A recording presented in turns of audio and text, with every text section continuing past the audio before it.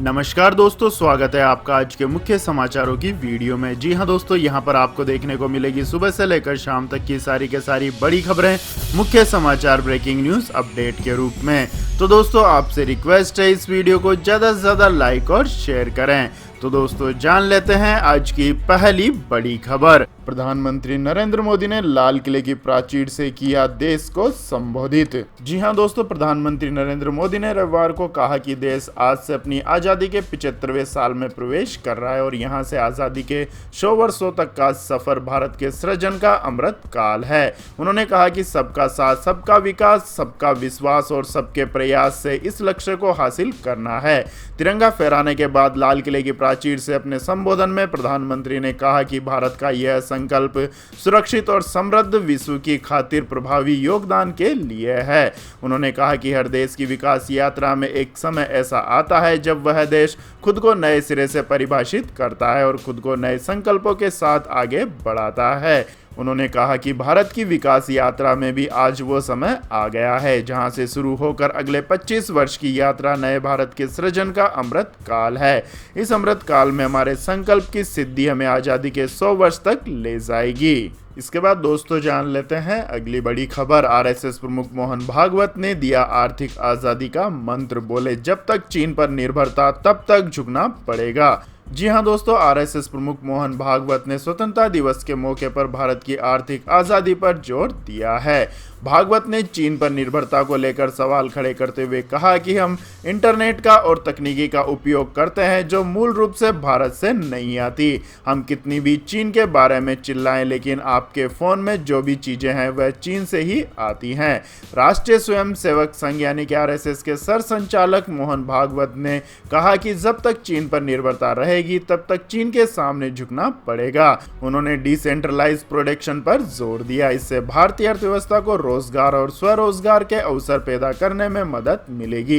देश के 75वें स्वतंत्रता दिवस के मौके पर मुंबई के एक स्कूल में राष्ट्रीय ध्वज फहराने के बाद भागवत ने कहा कि प्राकृतिक संसाधनों का दोहन न हो, यह सुनिश्चित करने के लिए एक नियंत्रित उपभोक्तावाद आवश्यक है। इसके बाद दोस्तों, रुक करते हैं अगली खबर का। मेघालय में गृह मंत्री का इस्तीफा। स्वतंत्रता दिवस पर हिंसा के बाद शिलोंग में कर्फ्यू, इंटरनेट पर प्रतिबंध। जी हां दोस्तों, स्वतंत्रता दिवस समारोह में हुई हिंसक घटना के बाद रविवार की शाम को राज्य के गृह मंत्री ने इस्तीफा दे दिया है।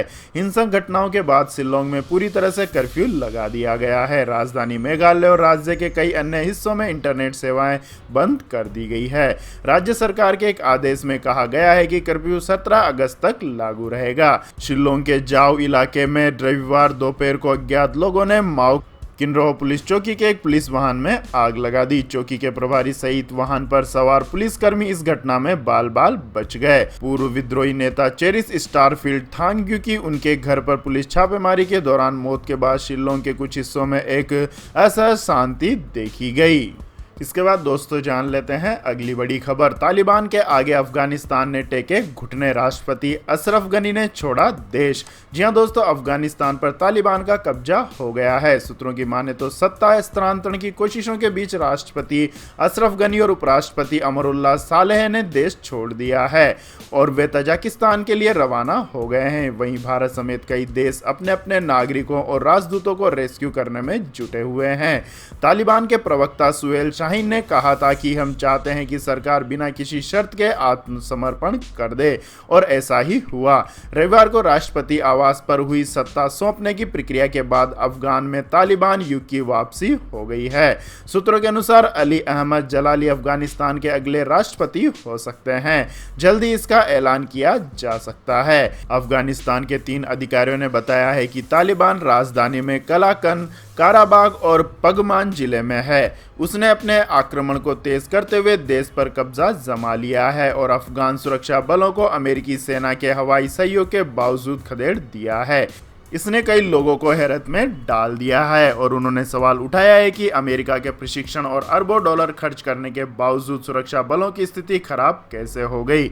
कुछ दिनों पहले ही अमेरिकी सेना ने अनुमान जताया था कि 1 महीने से कम समय में ही राजधानी पर तालिबान का कब्जा हो जाएगा। इसके बाद दोस्तों रुक करते हैं अगली खबर का। जम्मू कश्मीर में आतंकवादी बुरहान वानी के पिता ने फहराया तिरंगा, स्कूल में गाया राष्ट्रगान। जी हां दोस्तों, आतंकी संगठन हिजबुल मुजाहिदीन के कमांडर बुरहान वानी के पिता ने 75वें स्वतंत्रता दिवस के अवसर पर जम्मू कश्मीर के पुलवामा जिले के एक स्कूल में राष्ट्रीय ध्वज फहराया है।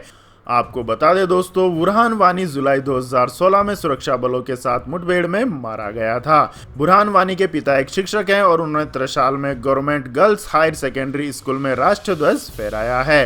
पूरा देश आज़ादी का अमृत महोत्सव मना रहा है और जम्मू कश्मीर प्रशासन ने शिक्षा सहित सभी विभागों को यह सुनिश्चित करने को कहा था कि स्वतंत्रता दिवस पर सभी कार्यालयों में राष्ट्रीय ध्वज फहराया जाए। आपको बता दें दोस्तों, कश्मीर के अनंतनाग जिले में 8 जुलाई 2016 को सुरक्षा बलों ने एक मुठभेड़ में हिजबुल मुजाहिदीन के आतंकवादी बुरहान वानी को मार गिराया था। मौत के वक्त उसकी उम्र महज 22 वर्ष थी। बुरहान वानी दक्षिणी कश्मीर के त्रिशाल इलाके के दससरा गांव का निवासी था। हिजबुल मुजाहिदीन में शामिल होने के लिए वह 2010 में घर से निकला था। वह जल्द ही हिजबुल मुजाहिदीन में जिला कमांडर बन गया और मोस्ट वांटेड आतंकवादियों की लिस्ट में शामिल हो गया। आपको बता दें कि बुरहान वानी की गिरफ्तारी के लिए सूचना देने पर उस समय 10 लाख रुपए का इनाम रखा गया था। इसके बाद दोस्तों जान लेते हैं अगली खबर। अब पानी से भी चलेगी ट्रेनें और कारें। पीएम नरेंद्र मोदी ने किया नेशनल हाइड्रोजन मिशन का ऐलान। जी हां दोस्तों, प्रधानमंत्री नरेंद्र मोदी ने रविवार को स्वतंत्रता दिवस की 75वीं वर्षगांठ के मौके पर कई घोषणाएं की है।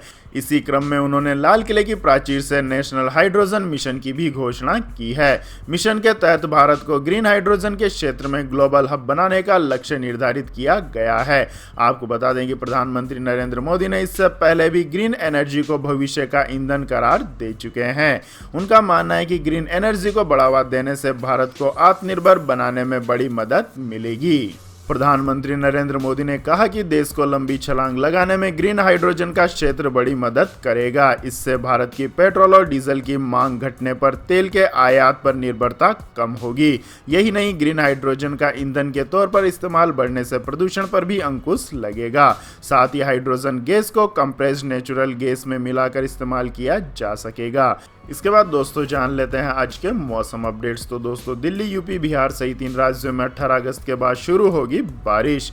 जी हां दोस्तों, देश में फिलहाल ब्रेक मानसून स्टेज 18 अगस्त तक जारी रहने का अनुमान है। यानी अभी राजधानी दिल्ली समेत पंजाब, हरियाणा सहित कई राज्यों में 18 अगस्त तक बारिश की संभावना नहीं है।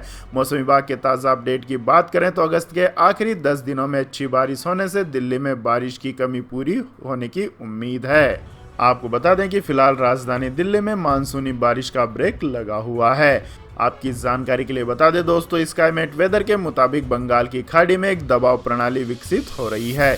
यह पश्चिमी दिशा में दक्षिण मध्य प्रदेश से होकर गुजरेगी और मानसून की तरफ खींचेगी। यही वजह है कि 19 अगस्त से दिल्ली, पंजाब, हरियाणा और पश्चिमी उत्तर प्रदेश में बारिश होगी। वहीं अगर राजस्थान के मौसम की बात करें तो यहाँ पर फिर 18 अगस्त के बाद से बारिश शुरू हो जाएगी।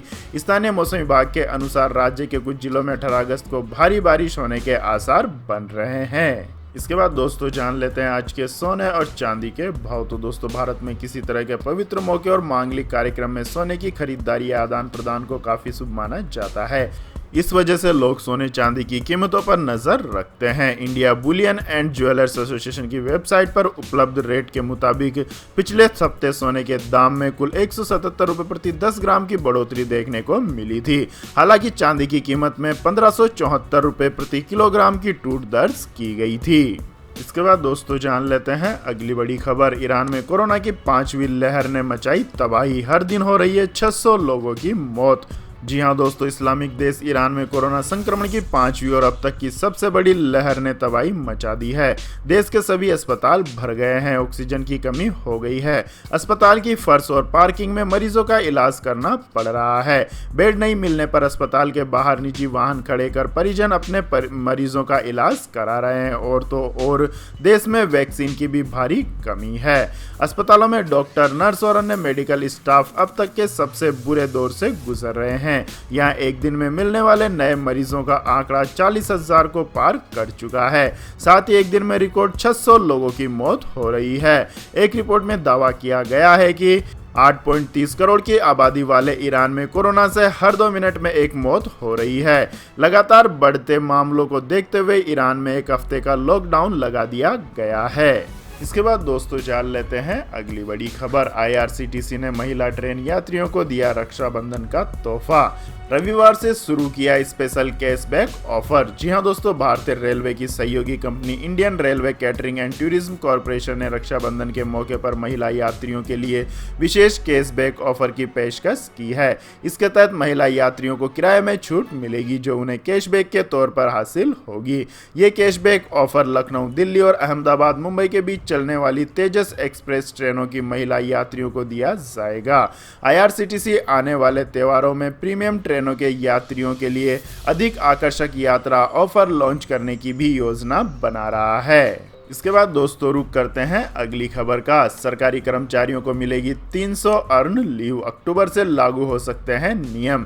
जी हां दोस्तों, नए वेज कोड की जबरदस्त चर्चा चल रही है। पहले ये 1 अप्रैल से लागू होने वाला था, लेकिन राज्य सरकारों के अटकलों के बावजूद इससे नहीं लागू किया गया।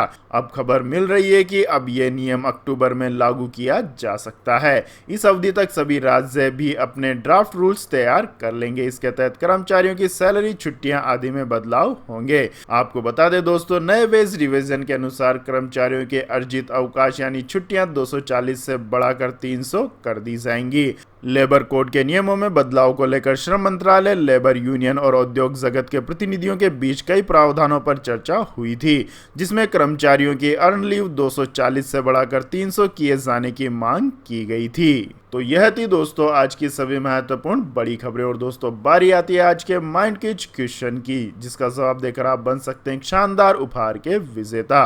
तो दोस्तों आज का सवाल है, पाकिस्तान किस तारीख को अपना स्वतंत्रता दिवस मनाता है? जी हां दोस्तों, अगर आपको इस सवाल का जवाब आता है तो तुरंत कमेंट सेक्शन में लिख दीजिए। इस वीडियो को लाइक कीजिए, शेयर कीजिए और हमारे चैनल को सब्सक्राइब करके बेल आइकन का बटन भी दबा लें। धन्यवाद। जय हिंद, जय भारत, वंदे मातरम।